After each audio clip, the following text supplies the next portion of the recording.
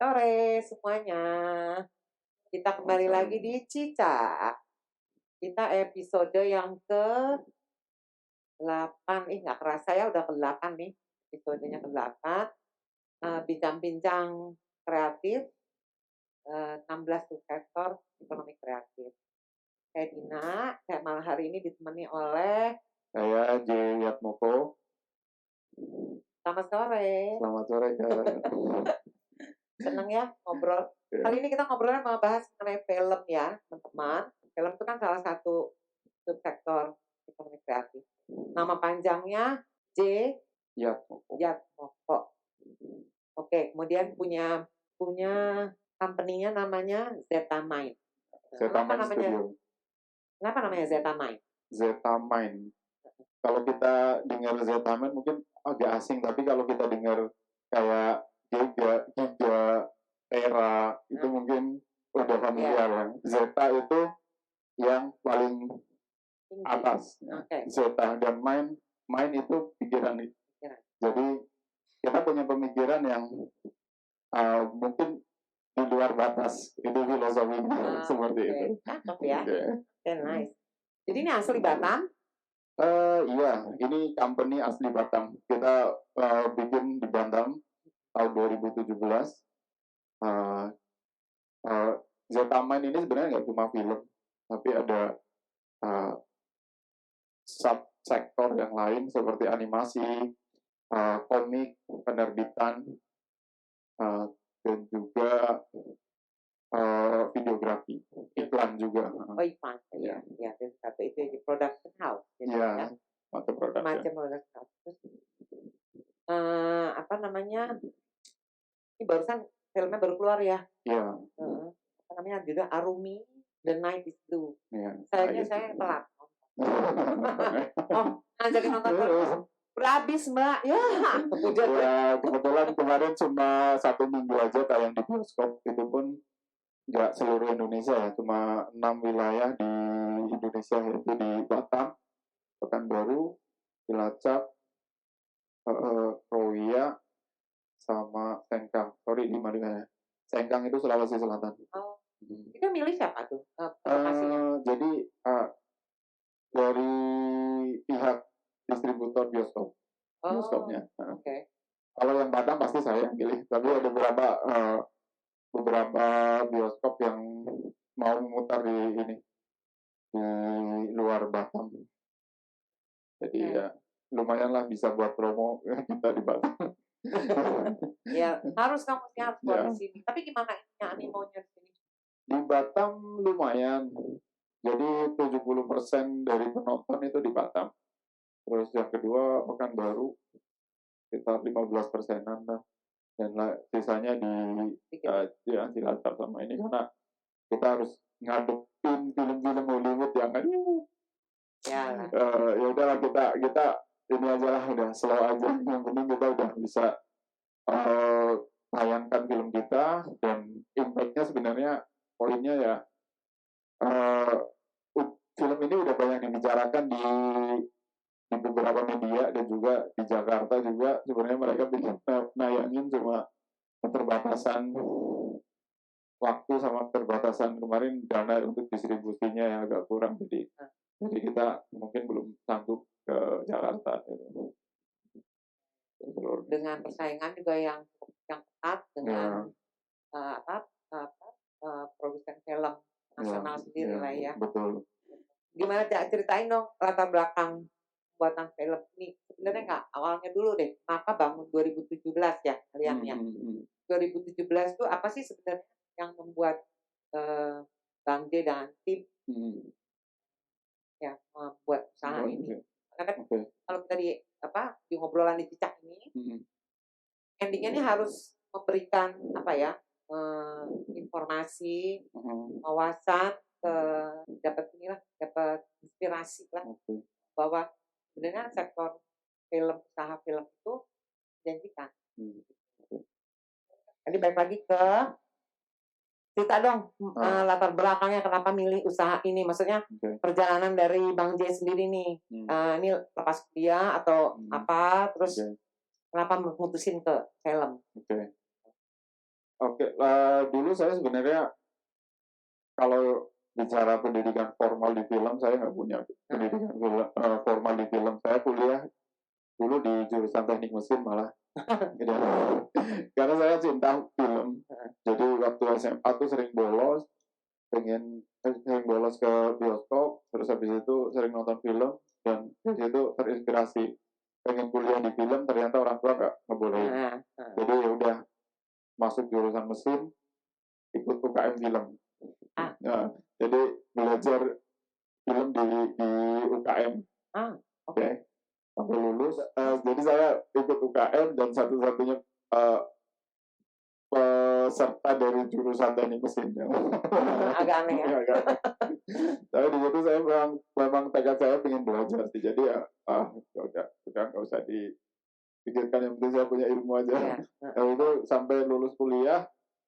Nah, saya lulus, ternyata saya harus bekerja di sektor oil and gas. Tapi di situ saya masih suka film, masih suka nge-review, suka nulis gitu, suka bikin skenario gitu. Dan saya sempat di Singapura 8 tahun sebelum akhirnya tahun 2014 ke Batam, totally di Batam.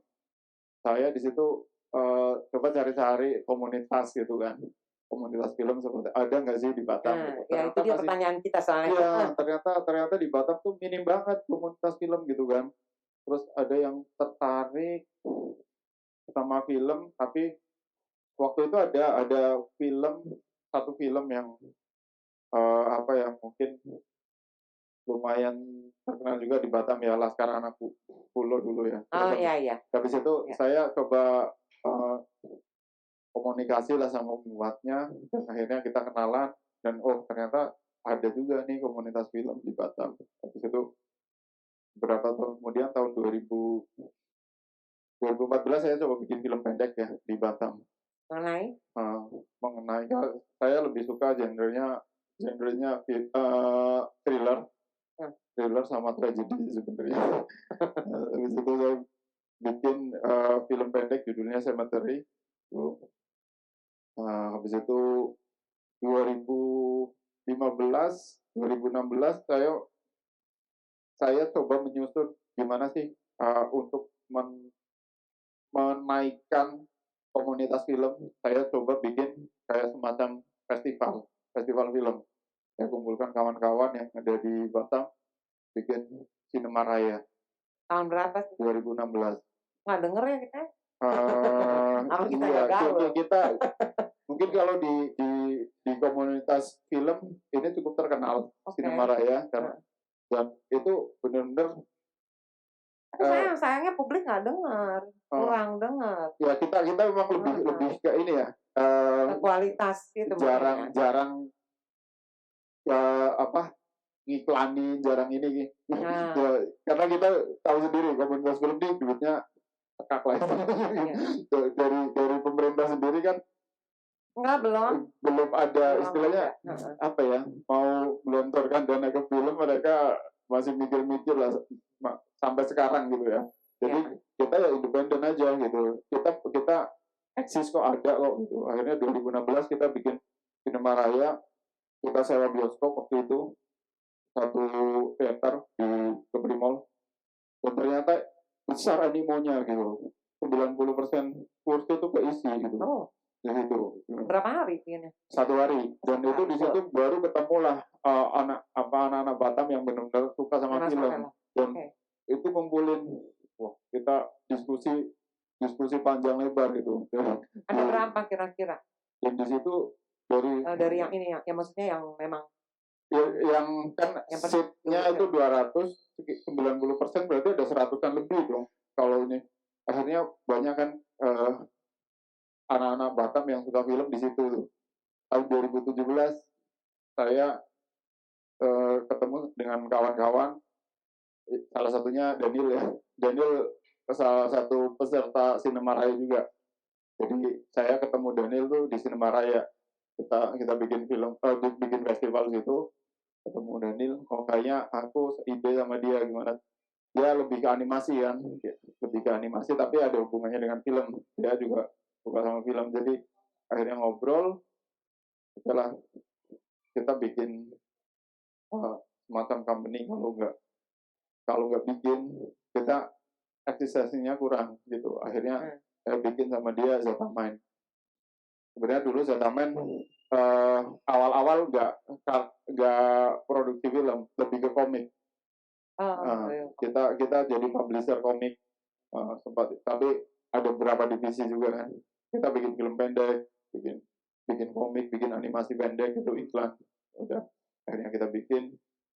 Akhirnya beberapa teman-teman yang sempat hadir di Sinema Raya pertama, tahun berikutnya 2017 bikin lagi Sinema Raya kedua sampai 2019 terakhir. Berarti itu berapa? 2 tahun berturut-turut? Iya, 3 tahun 3 tahun berturut-turut. 3 tahun berturut. Iya. 3 tahun berturut-turut. Impact-nya lumayan bagus. Untuk kumpul di komunitasnya ada berapa orang? Kalau kayaknya banyak sih ya. Ada ratusan kalau kita ngadain Sinema Raya. Serius? Serius. Karena impact ke Tanjung Pinang pun mereka kedengeran. Ada. Mereka rela, tahun itu tuh mereka rela datang rombongan dari Tanjung Pinang tuh ke Batam demi nonton Sinema Raya. Jadi berapa film? Jadi itu ada 7 film pendek, dan kita jadiin satu, kita tampilkan di layar lebar di bioskop. Jadi selain nonton bareng, kita juga ada diskusi. Jadi langsung bedah filmnya. Pertanyaan langsung dari audiens ke pembuat film. Jadi itu yang serunya di situ. Jadi langsung ada interaksi gitu. Dan suatu kebanggaan kalau orang filmmaker filmnya ditayangkan di bioskop, itu suatu suatu kebanggaan gitu. Karena itu goals-nya itu. Tapi sih kalau saya bilang, kamu perlu audiens yang lebih banyak.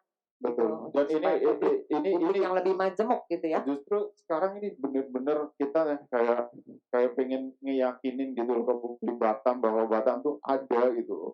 Ada komunitas film, ada orang yang bikin film dan bisa produksi film. Itu aja yang kita ingin sampaikan. Tapi trust dari masyarakat ini masih belum gitu loh. Karena apa? Stereotipnya di Batam kan industri yang manufaktur lah ini gitu. Enggak juga loh. Mungkin sekarang udah mulai lah ya. Tapi waktu itu kan orang stereotipnya gitu, kayak ekonomi kreatif apa sih gitu. Ngasih ini dan kita harus ngedukasi masyarakat Batam di sini gitu loh. Mereka oke lah, stereotipnya film nasional ya Jakarta gitu, Bandung, Jogja, dan kita tuh ini. Dan saat ini ketika saya rilis terakhir itu Arumi udah mulai notice nih, kayak Jakarta, udah Bandung, Jogja, ya udah mulai, di Batam ada nih ternyata film Batam nih, udah mulai itu.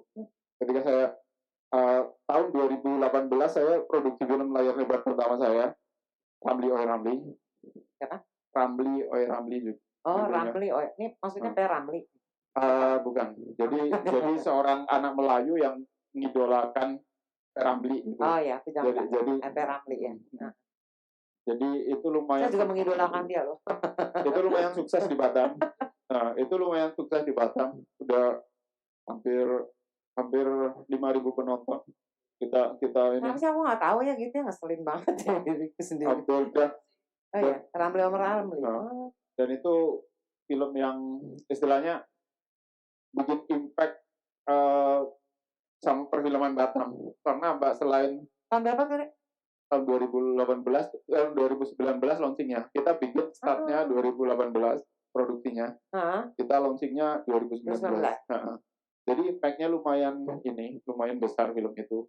Orang udah mulai ngeliat, di Batam ada ini nih, ada produksi film nih. Tayang di mana? Cuma di bioskop cuma satu bioskop aja. Itu pun nggak reguler ya. Jadi di Gaprimol. Dan habis itu kita roadshow keliling kampus to kampus sama sekolah dan juga Tanjung Pinang, dan sempat masuk ke Italia juga mewakili Indonesia di festival film sinema di Indonesia di Italia. Itu masuk ke bisa kirim ke, maksudnya bisa masuk ke sinema maksudnya apa tuh, apa kayak award gitu kan?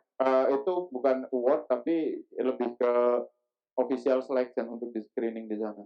Oh, visual selection. Heeh. Itu dikirim sendiri atau dari Ada kalian sendiri mengajukan terus nanti mereka yang enggak, kurasi kebetulan gitu? kebetulan, ketika saya launching, kedengeran sama kedutaan besar Itali. Ada Itali. staf kedutaan besar Itali, orang Itali, dan di medsos dia hubungi saya. Kayaknya film kamu mewakili ini deh, apa, budaya Indonesia, boleh nggak dikirim ke sini? Oh, dengan senang hati lah, istilahnya budaya. Ada ternyata film yang receh lah istilahnya, film Batam yang mungkin kualitasnya masih ini. Oh, Ada yang appreciate ada yang ternyata ya. appreciate itu benar-benar apa ya? Buat kita tuh semakin Iyalah, terpacu gitu. ya. Habis That's itu gitu. nice. Dan itu habis itu mulai ada naik, dan kita sempat ditayangkan 2 kali di TVRI juga, dibeli hak siarnya waktu itu. Sekarang masih bisa tayang di platform OTT, di Okeflix. Itu tahun 2019 ya. Ya, 2019. Ramli.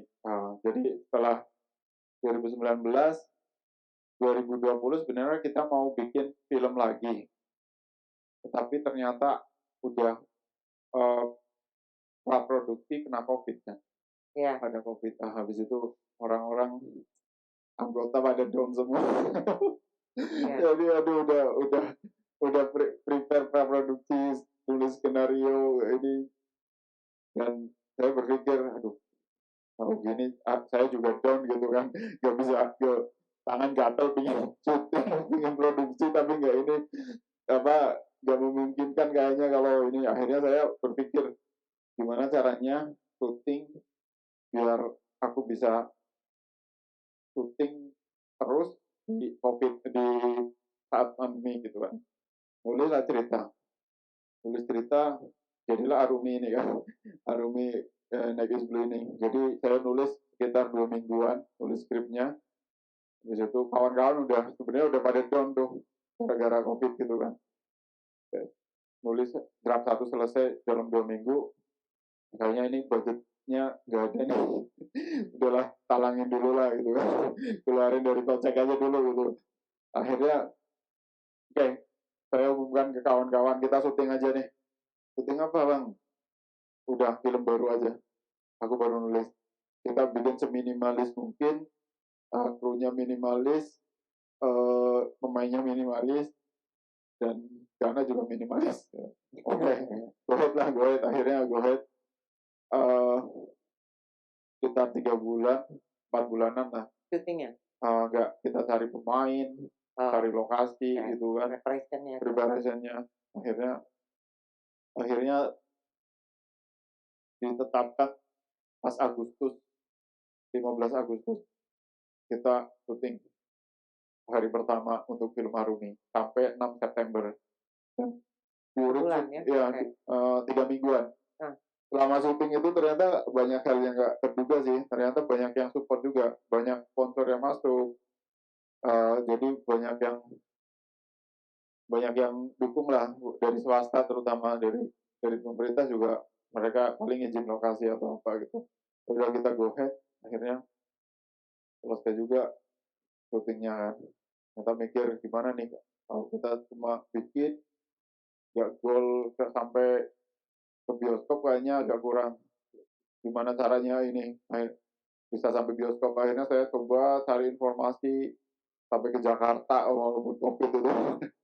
Gimana caranya dulu sensor, gimana caranya masukin film kita ke bioskop, kita ketuk pintu ke jaringan bioskop yang ada di Indonesia, kantornya satu-satu. Udah akhirnya ditolak lah, ada yang ditolak, ada yang udahlah nggak apa-apa, yang penting buat aja maju aja lah, biar kawan-kawan, yang penting apapun hasilnya kita maju, kita nggak usah ekspektasi banyak-banyak, yang penting kita tahu gimana caranya kita produksi film dan sampai ke penonton di bioskop.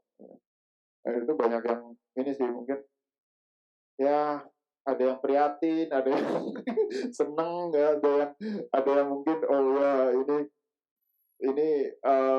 benar-benar nekat atau apa, ya udah yang penting aku nggak pikir apa-apa, yang penting film aku jadi sampai ke penonton. Aku nggak bakal mikir penontonnya berapa, yang penting goal secara pribadi tuh udah banyak ilmu yang aku dapat dari sini gitu. Oke, seru juga sih jalannya. Cuma kayaknya ada yang gini, karena ini nanti mau pertanyaan ujungnya adalah ini kan akan menjadi, apa namanya, salah satu opsi untuk menjadi bidang usaha, gitu kan. Ya mungkin buat teman-teman yang mau mau mulai usaha atau dia mau merubah usahanya, ganti putar haluan atau apa, mungkin, oh ternyata ini lebih menjanjikan kan, kita nggak tahu ya, gitu ya. Iya.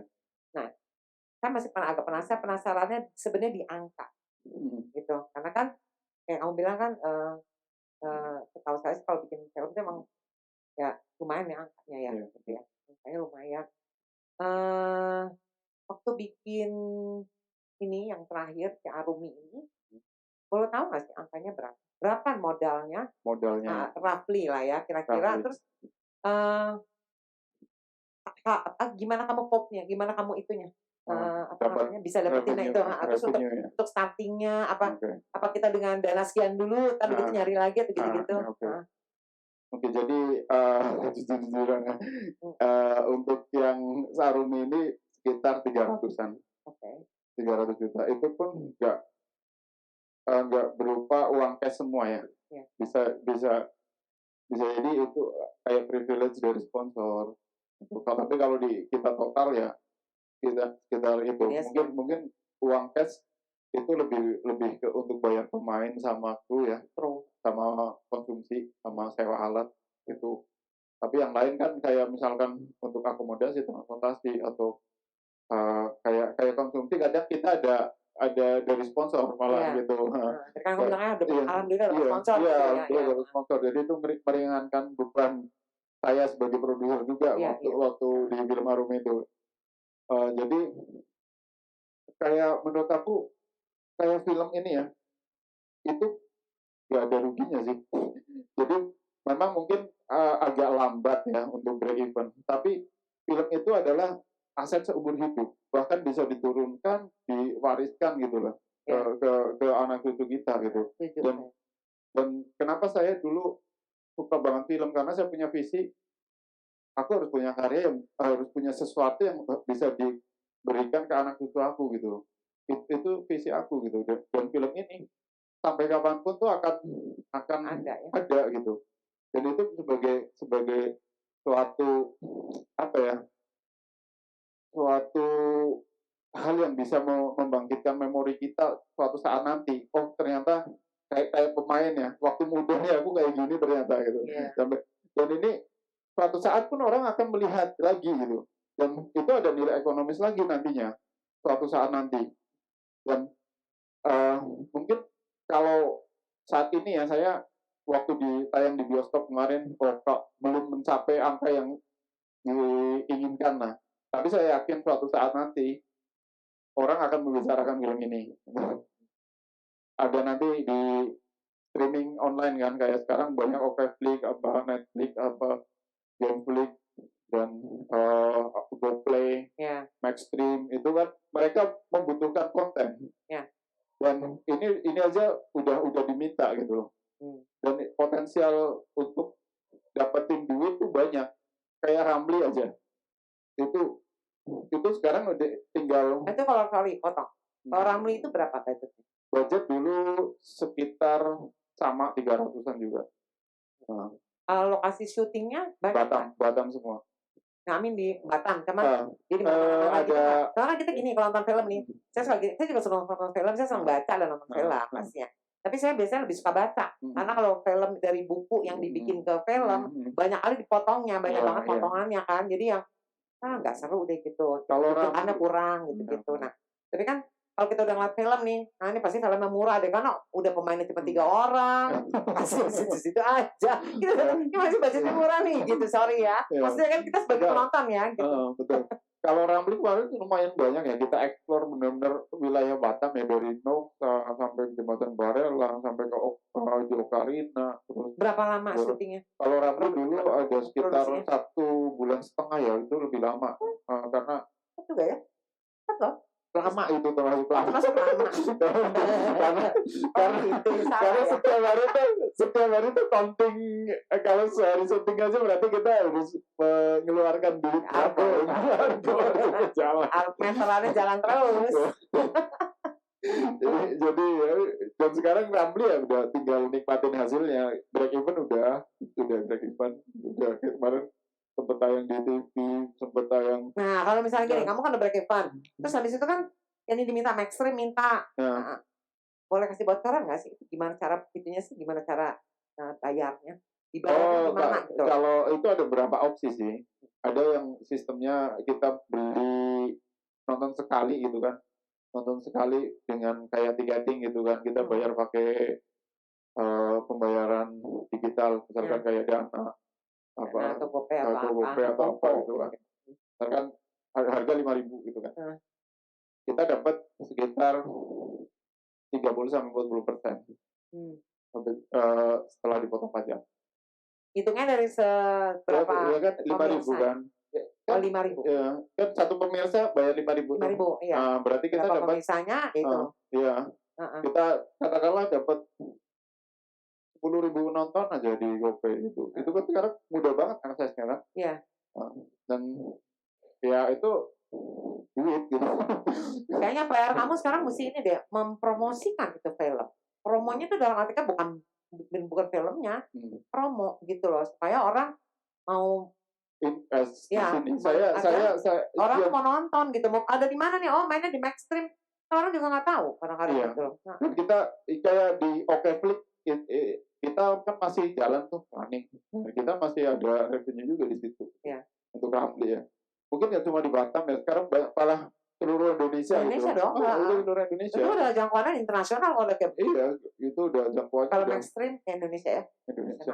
Nah, dan sekarang ya saya setelah di bioskop kayak Arum ini, ya nanti nunggu 3 bulan lah, mungkin akan baru turun ke OTT.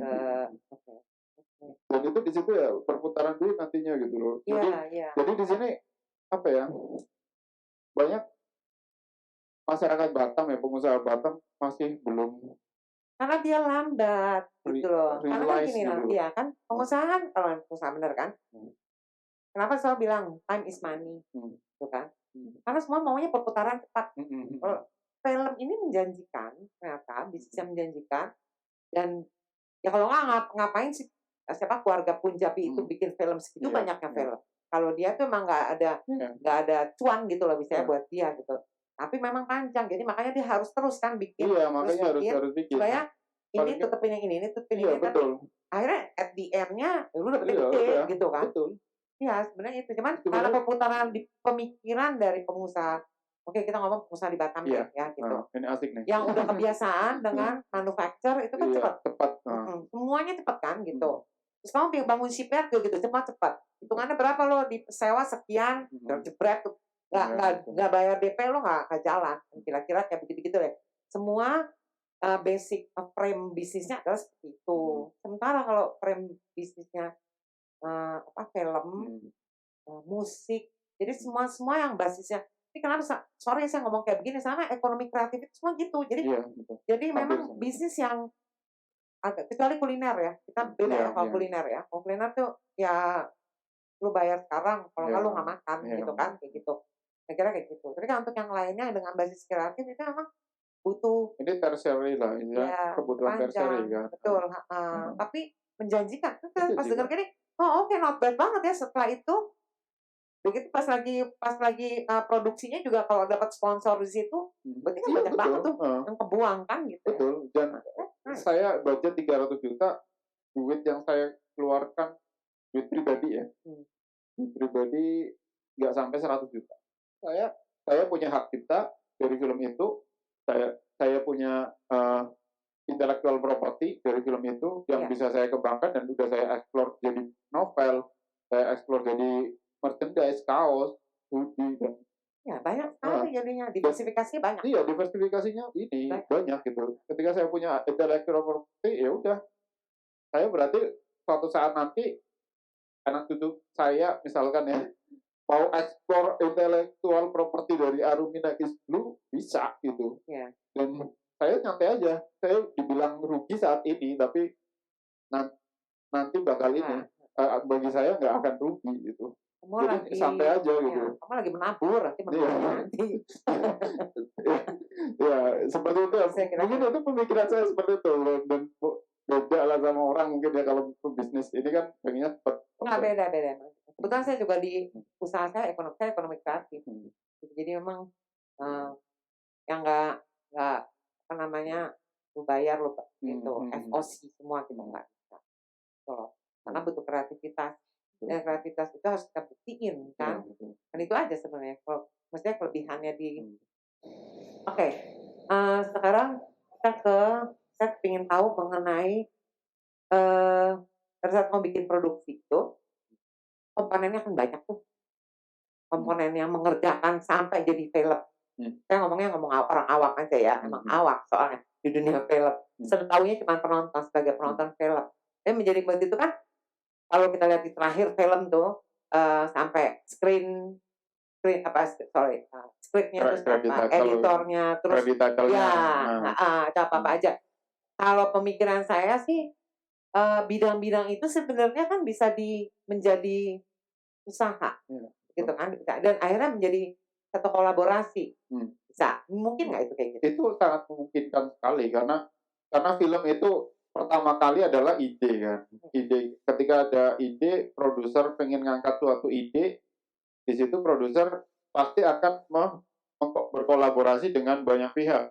Di situ nanti ada sutradara, ada mungkin editor, ada kameramen, ada penulis naskah, ada make up artist, ada bagian artistik, dan banyak banget komponen yang akan bersinggungan dengan sampai musik juga ya, sampai musik juga semua ya. Karena film itu komponen yang sangat kompleks. Dan ketika kita produksi film berarti banyak banget potensi dari teman-teman yang akan terlibat dalam film tersebut. Dan kalau di Batam ini mungkin masih jarang sekali ya yang kayak khusus editing film. Dia punya usaha nih khusus editing aja gitu. Khusus editing, karena kalau di Jakarta mungkin banyak ya. Terus usaha yang khusus nulis skrip dan di situ kayak script advisor. Di sini nggak ada. Di Batam tuh nggak ada. Kalau karena di mereka belum tahu kali. Padahal sebenarnya sebagai blogger. Iya, rata-rata. Kita kan menulis. Iya. Ya kan? Kita semua bisa kan ke situ. Harusnya ya mungkin kalau mereka bisa belajar dengan baik, proper bikin penulisan skenario gitu ya. Kan nulis skenario nggak salah-salah juga, harus dipahami juga sama semua komponen yang terlibat di film nanti gitu. Karena skenario kan blueprint-nya film tersebut nantinya. Terus ada juga yang mungkin kalau make up artist banyak ya, kalau di Batam lah, nggak masalah. Tapi kayak properti itu masih jarang. Ada sih, karena di Nongsa kan ada industri juga yang mereka bikin properti ada. Tapi kayak penulisan naskah, editing, kayak kameramen untuk film ini masih jarang sekali gitu. Jadi sekarang kamu pakainya kita masih kawan-kawan aja, maksudnya kita kumpulin kru. Aku punya kenalan ini, mau nggak nanti ikut filmku? Mau, ya udah ikut. Jadi dia per individual gitu ya? Per individual. Kalau industri kan harusnya udah kayak sapon tersendiri. Karena itu memungkinkan misalkan karena itu divisi-divisi sendiri gitu kan. Ada divisi kamera, berarti mereka pakai kameramen beserta krunya gitu kan. Terus ada divisi properti, dia ambil lead-nya, nanti dia beserta krunya juga gitu kan. Dan sebenarnya kalau misalnya itu dengan pola yang sekarang kamu bikin, lebih beneficial yang mana? Ya both ways atau enggak, tetap yang beneficial yang pakai SAP. Pakai SAP ya. Karena kita udah tahu kualitas mereka dari pengalaman yang mereka pakai. Sementara kalau saya kan kenalan, masih coba-coba nih, masih pengalamannya kita juga sama-sama lagi belajar gitu. Jadi ya kadang hasilnya juga masih belum maksimal gitu kan. Tapi dari segi hitungan? dari segi hitungan ya automatically lebih beneficial yang ini, yang kita individual gitu. Individual Nah, ya. karena kita kan akan budget. Kalau budgetnya udah besar, kayak yang katakanlah industri film di Jakarta, ya kita why not harus hire yang Harus subcon direct itu. gitu ya, ya. Itu agar kita lebih value kita juga Tapi lebih sebenarnya naik. dari pace waktu sebenarnya lebih efisien yang dengan subcon iya, otomatis iya, kan. Kalau iya, ini kan otomatis. mencoba-coba lah, nanti salah lo mesti coba gini lagi. Tapi kita kan filmmaker ya, nggak boleh menyerah. Katakanlah dengan keterbatasan itu jangan menyerah gitu. Seperti yang saya jalani kemarin, dengan budget yang sangat minim kita bisa kok bikin film gitu Iya. kan.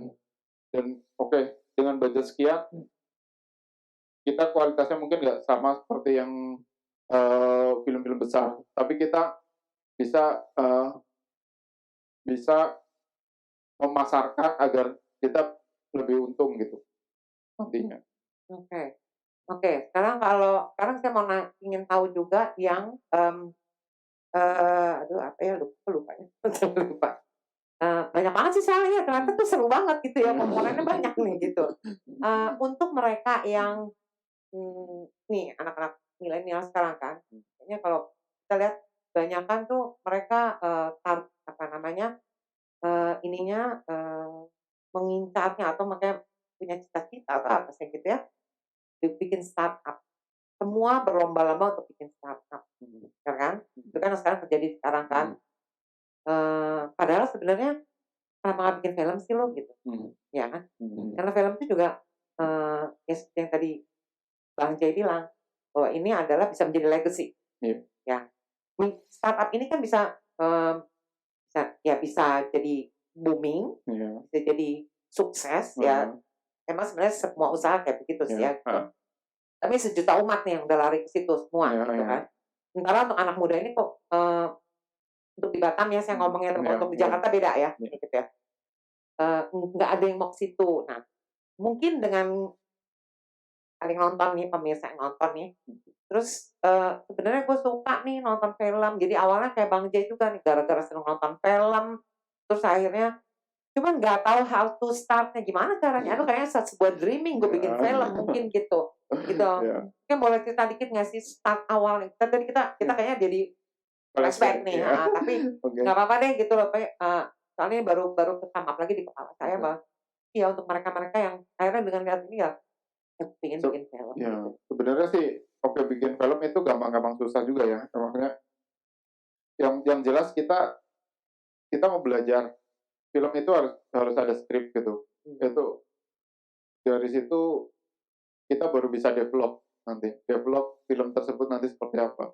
Dan karena di sini mungkin masih jarang ya yang di Batam ini masih jarang ya orang yang mau bikin skrip, apalagi nulis apalagi baca itu masih budaya nulis masih jarang sih. Karena nggak baca. Ya. Kan baca sama nulis beda sama. Terus dan mereka jadinya nggak kepikiran. Mungkin pengen bikin film tapi mulainya dari mana sih gitu kan? Ya. Yang pastinya karena saya juga hobi baca dulu dan saya hobi nulis. Biasanya kalau pembuat film itu suka bercerita. Nah, kayak misalkan sutradara itu berhayal. Iya, punya imajinasi dan bercerita gitu kan. Dan saya sebagai sutradara pun ya gimana caranya menyampaikan imajinasi saya dengan cerita bahasa visual, dan itu proses belajarnya. Belajar gimana caranya bikin skrip, gimana caranya bikin manage produksi, dan nanti kalau untuk toolsnya, maksudnya perangkatnya, apakah dia harus yang memang high tech? Sebenarnya sudah terlalu high tech ya. Kayak kemarin kita juga pakai kamera-kamera yang ya mungkin bukan low tech juga maksudnya. Medium lah, kayak Sony A7 itu udah cukup. Kemarin kita itu udah cukup sih. Udah worth it buat bikin film layar lebar karena udah 4 ya, kalau bisa yang 4K lah. Ya, udah 4K. Udah 4K udah oke sih. Dan kita nggak muluk-muluk pakai yang red atau apa gitu kan, mungkin mahal. Tapi kita bisa kok bikin film dengan ini. Tapi kalau pakai handphone kayaknya masih kurang proper. Ya. Nah, walaupun ada eksperimen juga. Ini sebenarnya jadi celah untuk apa namanya bisnis itu banyak banget ya di film nih. Setelah tadi Betul. saya mengamati dari apa yang kamu jabarin lah, kayak gitu ya. Prosesnya, pembuatannya, itu kan pasti kan kayak butuh lokasi, butuh pakaian, butuh Betul. makeup, butuh Betul. hairdo, terus butuh apa, kadang-kadang lagi makan, minum, lagi makan, atau dia di restoran, atau dia cuma di rumah, terus dia itu dengan susunya, pagi-pagi breakfast ya susunya, susu kan. Berarti kan sebenarnya itu bisa nge-branding di situ, Betul. gitu kan. Jadi sponsor yang tadi kamu cerita itu bahwa waktu bikin Arumi itu, alhamdulillah dalam perjalanan banyak banget yang mau sponsorin. Betul. Nah, ini mungkin Bang J bisa cerita nih sedikit ya dari pengalamannya. Tapi kalau aku sih ngeliatnya gitu nih, dan ini menjanjikan banget gitu loh. Either itu si apa namanya si sponsor yang mau mensponsor, menginvest, beda lagi kan kalau invest Iya. kan, atau dia mau sponsor memang iklan gitu loh. Cerita nih. Jadi di film itu gimana ya? Cara beriklan yang efektif sebenarnya. Dan kalau misalkan kita iklan di suatu baliho gitu ya, itu kan ada keterbatasan ya. Kalau di film kita punya produk, misalkan pengusaha itu punya produk tuh, produk itu masuk ke dalam film, value produk itu akan naik. Iya. Banyak sekali brand-brand yang terkenal, misalnya brand elektronik, tanpa kita sadari itu masuk ke dalam film gitu. Iya. Ya, terus kadang produk minuman tanpa sadari, oh ternyata dia dipakai di dalam film tertentu gitu. Dan di Arumi pun sebenarnya kalau kita jeli ya, tanpa disadari banyak sekali brand yang masuk ke dalam situ. Itu sebagai bentuk sponsorship. Dan itu sponsor beneran iya, atau beneran. memang Itu sponsor misalnya beneran. contohnya minuman mineral deh gitu lah. Terus kan beli aja beli gitu. Beli minuman mineral cuma taruh. Tapi atau memang si mineral itu brand itu mau Iya, sponsor gitu. sponsor. Bagus. Dan ketika udah masuk film, sampai kapanpun bakal ditayangkan. Setiap orang yang lihat bahkan realize, oh produknya dipakai terus. Ternyata pernah dipakai di film ini. Bahkan ini juga ya. Iya, handphone gitu kan. Terus dan ada itu loh di sini akademinya ada. Dan ini kesempatan banget dan mungkin banyak ya yang di Batam, pengusaha Batam tuh masih belum realize sama hal ini. Ya, padahal kalau dia sering nonton film loh, nggak mungkin nggak nonton filmnya orang-orang itu. Maksudnya kalau misalkan saya nih punya pengusaha, punya brand, dan brand saya masuk film dan ditonton orang, bakal akan lebih bangga gitu. Jadi misalnya gini, bisa gini ya, di dalam kamu bikin skrip ya, di dalam skrip kamu itu bisa ada salah satu sponsor, pengusaha itu punya kawasan industri. Sayangnya di situ dong, lu bikin syutingnya di pas di depannya si judulnya itu kawasan industri. Ya kan ya itu sebenarnya. Iya sebenarnya gitu. Dan itu diingat orang lama itu sebenarnya. Oh ternyata dan itu pun sebagai apa ya rekaman memori buat nanti gitu. Oh ternyata dulu di film ini ya kalau kamu pengen lihat di situ, kalau kamu pengen lihat apa industrial park yang zaman dulu itu di film ini nih gitu. Oh itu dulu kayak gini nih. Oh sekarang udah berubah. Berarti ada suatu apa ya rekaman gitu yang abadi lah istilahnya di dalam film tersebut. Kayak nonton film The Devil's Wear Prada. Nah, ya. Judulnya aja The Prada. Ya kan? Berapa dia tuh nggak di situ sponsornya kan? Iya, betul. Belum lagi setiap pakaiannya si siapa cewek itu lupa gue. Cantik itu siapa namanya? Oh my god lupa. Kan dia bajunya banyak pakai Chanel tuh kan. Jadi ya memang bener-bener ya brandnya bener-bener dia jalan pakai sepatunya, tasnya, bajunya juga yang ciri khasnya Chanel itu kan gitu. Jadi berapa tuh? Kan sebenarnya gitu.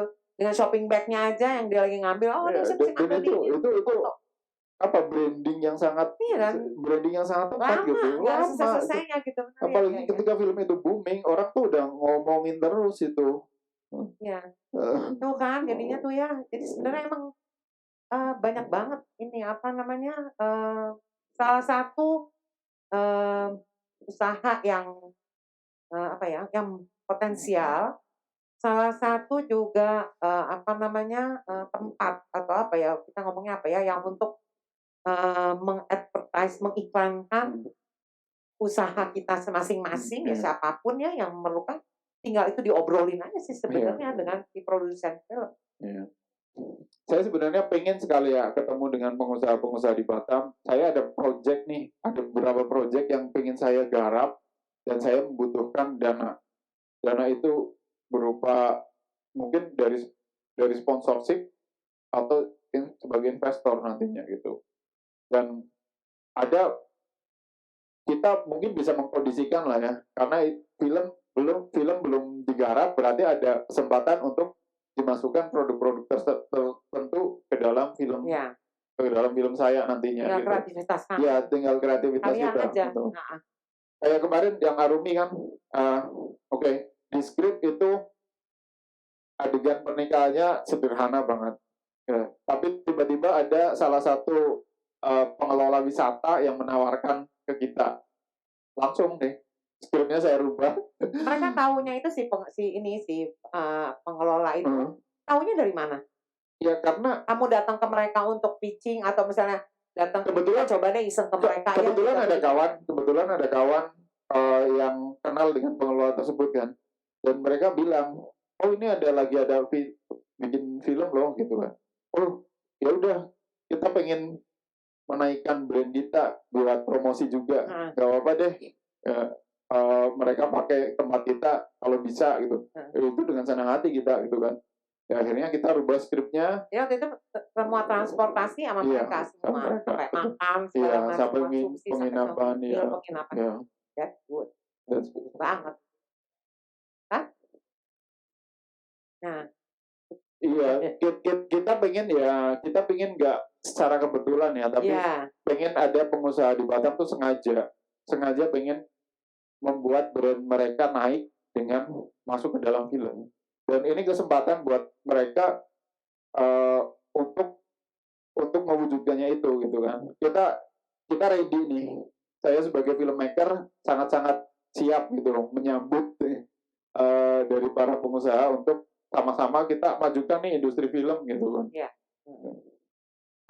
Saya take note ya, soalnya ini mudah-mudahan ini jadi PR kita nih. Podcast ini bisa menjadi message supaya tidak jadi kebetulan gitu. Jadi ini bukan message tapi ini informasi, pesan, awareness lah untuk bahwa ada loh film itu bukan cuma sekedar film gitu. Film itu bukan sebenarnya bisnis itu bukan bebannya si produsen film doang sebenarnya.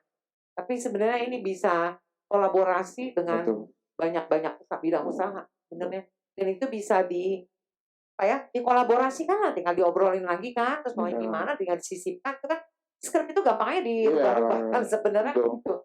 Walaupun itu nggak ada di skrip katakanlah bisa diadain gitu, bisa diadain. Oh ini produk ini kayaknya masuk di scene ini nih, ini memorable, nanti bakal memorable di situ gitu. Ketika dan itu panjang dan ini suatu bentuk pengiklanan yang sangat efektif sekali menurut saya gitu ya. Karena banyak banget orang di ya katakanlah di Jakarta ya, film-film jadul pun ketika kita nonton katakanlah film Warkop gitu kan, itu masih ada yang mengiklankan multivitamin sampai sekarang gitu kan. Iya betul. Sampai sekarang ada kan gitu kan. Dan itu walaupun mungkin produknya udah nggak ada, terus mungkin udah nggak diproduksi, tapi kayak yang kayak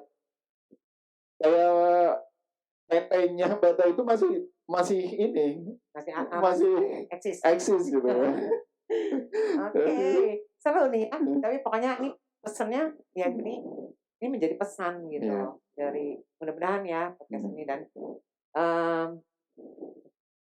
peluang usahanya lebar sebenarnya gitu. Oh ya, sembari ngomong ini terima kasih untuk kita di mana di Rumpi Doremi Posisinya di Citra Garden. Citra Batam, sorry, Citra Batam, seberangnya belakangnya Hotel Blitz. Eee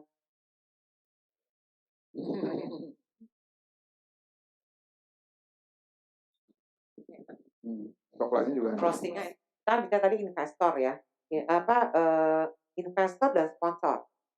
Sponsor. Nah, kalau sebagai apa namanya, kesempatan, eee, untuk menawarkan pengusaha di Batam, karena kita memang skupnya di Batam ya, Iya. Batam Kepri lah. Kepri ini, apa sih bentuk investasinya seperti apa nih di film?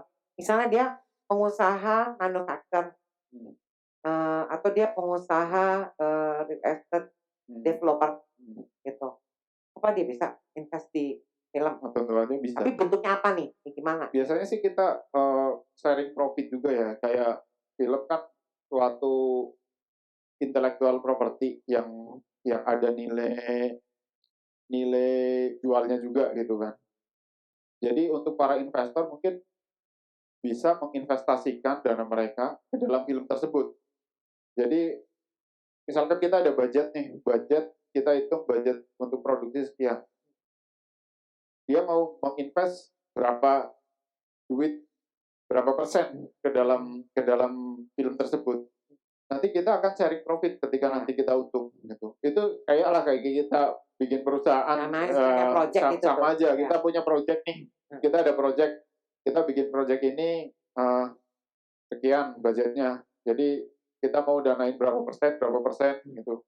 Dan nanti keuntungan kita bagi. Dan itu udah jamak lah ya. Dan seperti saya terangkat tadi, investasi di film ini bukan investasi jangka pendek, investasi yang sangat jangka panjang, dan bisa saja dia balik modal dengan sangat tepat karena film itu booming, tapi bisa juga dengan sangat lambat karena mungkin film itu kurang booming tapi masih bisa dijual, dan seumur hidup pun masih bisa dijual film itu selama masih ada kopiannya di situ istilahnya.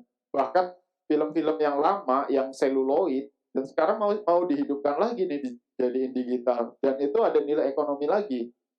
Nah, walaupun katakanlah film-film lama nih, contohnya yang filmnya Usman Ismail ya, yang Darah dan Doa itu kan udah film-film tua sekali gitu, dan itu ketika dihidupkan lagi tahun ini udah berapa puluh tahun nih, udah orang nonton lagi kok. Ya sekarang bisa nonton lagi dan itu ada nilai ekonomis lagi. Dan sampai sekarang mungkin yang punya hak cipta film itu masih dapat duit gitu dari penjualan tiket orang-orang yang nonton pada saat ini. Dan film, ketika kita investasi di film pun nantinya seperti itu gitu. Walaupun mungkin seburuknya film pasti ada penontonnya gitu. Kalau dengan dana CSR gitu kali ya lebih. Iya, mungkin bisa lebih. lebih. Setiap korporat pasti ada dana CSR, tapi memang ada tanggung jawabannya. Ya. CSR kan gitu kan. Ya. Tanggung jawabannya. Tapi bisa aja sih sebenarnya dari korporat tersebut dia punya dana CSR. Dia mungkin untuk pendayagunaan lingkungan atau apa, bisa juga ke film yang bertemakan lingkungan, bisa juga. Sebenarnya itu suatu hal yang bisa karena film itu fleksibel banget gitu, fleksibel banget gitu, dan enak banget sebenarnya kalau pengusaha tuh realize dengan hal-hal yang seperti itu, dan wah, investasi yang sangat jangka panjang gitu. Dan sampai kapanpun misalkan suatu perusahaan dia udah menggunakan sebagian dana CSR-nya untuk bikin film, dia punya intellectual property itu loh, film itu. Katakanlah film Laskar Pelangi ini ya, dia perusahaan BUMN Timah kalau nggak salah ya. Ya.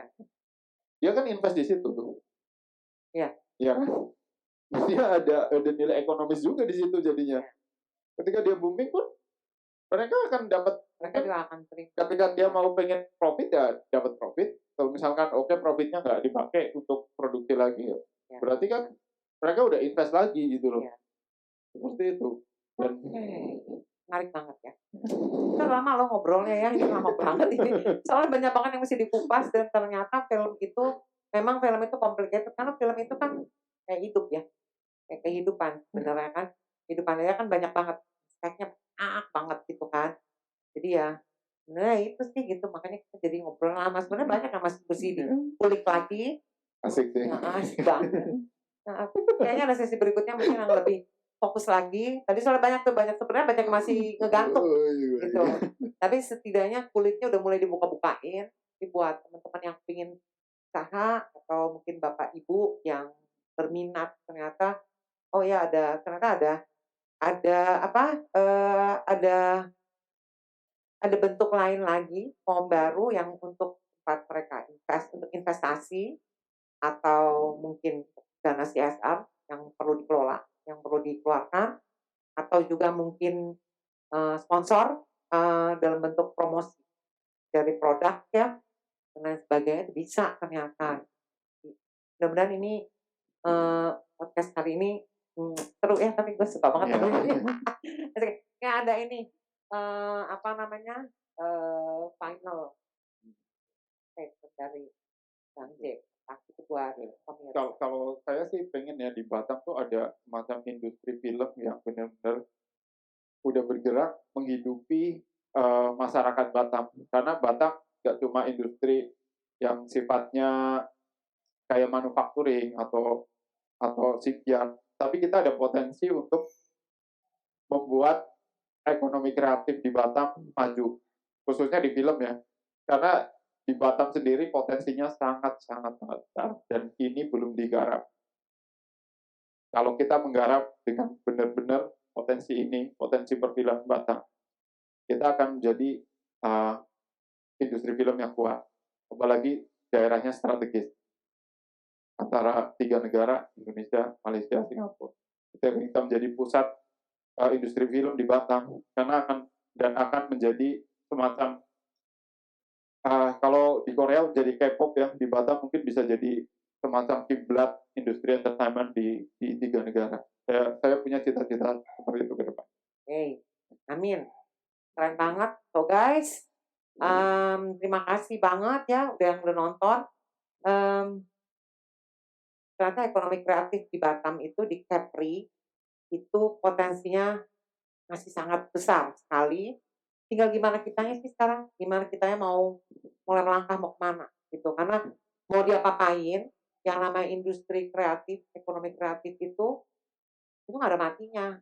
Kenapa? Ya selamanya kita masih dikasih hidup, kita masih bisa berkreasi, kreatif, ya itu modalnya sebenarnya. Oke, terima kasih untuk cicak hari ini.